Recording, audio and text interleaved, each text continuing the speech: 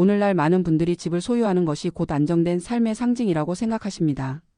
그러나 최근에는 집을 지키는 것이 점점 더 어려워지고 있으며 보이지 않는 여러 가지 위협이 우리의 집을 노리고 있습니다.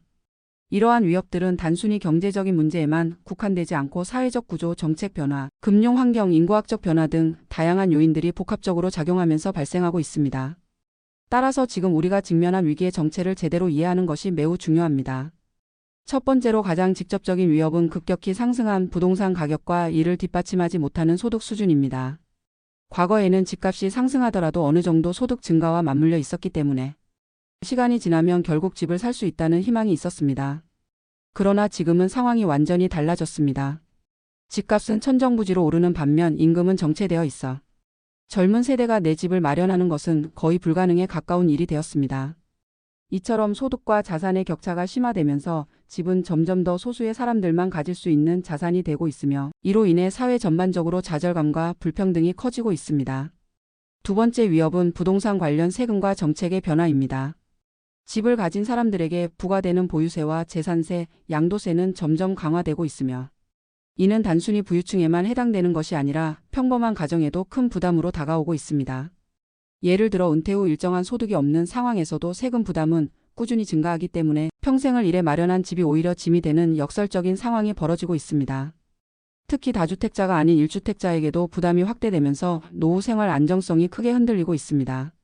정책은 시대적 상황과 맞물려 유동적으로 바뀌지만 그 과정에서 서민들의 삶은 불안정해지고 집을 지키기 위해선 더 많은 비용을 감당해야 하는 현실이 됩니다. 세 번째로는 금융 환경의 변화가 있습니다. 집을 마련하거나 유지하기 위해서는 대출이 필수적인 경우가 많습니다. 그런데 최근 몇 년 동안 금리가 급격히 상승하면서 이자 부담이 폭발적으로 늘어나고 있습니다. 이로 인해 가계부채는 눈덩이처럼 불어나고 있으며 원리금을 갚지 못해 집을 잇는 사례도 늘어나고 있습니다. 특히 변동금리 대출을 받은 경우에는 예상하지 못한 금리 상승이 치명적인 결과를 가져올 수 있습니다.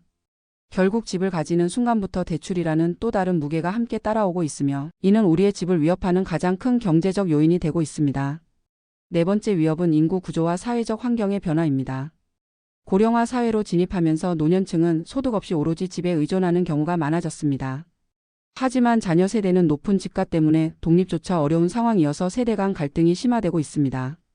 또한 인구 감소로 인해 지방의 지분 가치가 떨어지고 수도권과 일부 대도시에만 수요가 몰리는 양극화 현상이 발생하고 있습니다. 이런 불균형은 어떤 집은 세금만 늘어나면서도 팔리지 않고 어떤 집은 너무 비싸서 접근조차 어려운 기형적 구조를 만들어내고 있습니다. 이 역시 집을 둘러싼 진짜 위기의 한 단면입니다. 다섯 번째로 간과하기 쉬운 위협은 사회적 불안과 범죄의 증가입니다. 경제 불평등이 심화되고 생활고에 시달리는 사람들이 많아지면서 주거 공간은 단순한 자산을 넘어 생존의 공간으로서 더욱 치열한 경쟁의 대상이 되고 있습니다. 빈집이 늘어나는 한편 주거 취약계층은 안전하지 못한 공간에서 살아야 하는 경우도 많습니다. 이런 상황은 결국 사회적 갈등과 범죄를 유발하게 되고 내 집조차 온전히 안전하다고 장담할 수 없는 불안을 가져옵니다. 여섯 번째로는 기후 변화와 환경적 요인이 있습니다. 폭우나 태풍, 지진과 같은 자연재해는 언제든 우리의 집을 위협할 수 있습니다. 최근에는 예측할 수 없는 기상이변이 잦아지면서 주거 안정성이 더욱 흔들리고 있습니다.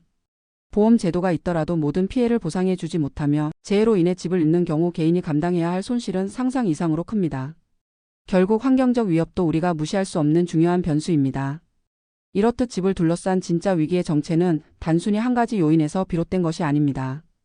경제적 요인, 정책 변화, 금융 환경, 사회 구조, 범죄와 불안, 그리고 기후 위기까지 다양한 요소가 서로 얽히고 설키며 우리의 집을 위협하고 있습니다. 가장 큰 문제는 이러한 위기들이 개별적으로만 존재하는 것이 아니라 동시에 작용하면서 개인과 가정의 삶을 더욱 힘겹게 만든다는 점입니다. 따라서 집을 지키기 위해서는 단순히 집을 소유하는 것에만 만족해서는 안 됩니다.